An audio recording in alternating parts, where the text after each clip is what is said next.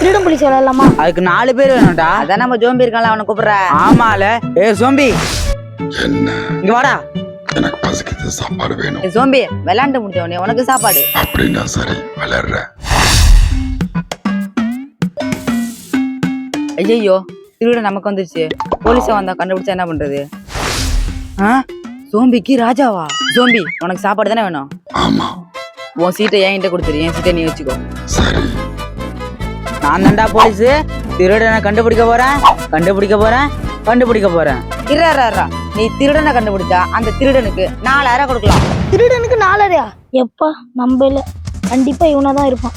8000 கூட கொடுக்கலாம். பரவாயில்ல, 4000 போதும். அவன் 4000 சொல்றான், இவன் 8000 சொல்றான். அப்ப திருடன் ஜோம்பி தான். அப்புறம் என்ன பேசிக்கிட்டு பனிஷ்மெண்ட் கொடுத்துரு. பனிஷ்மெண்ட் கொடுத்துருவோம்.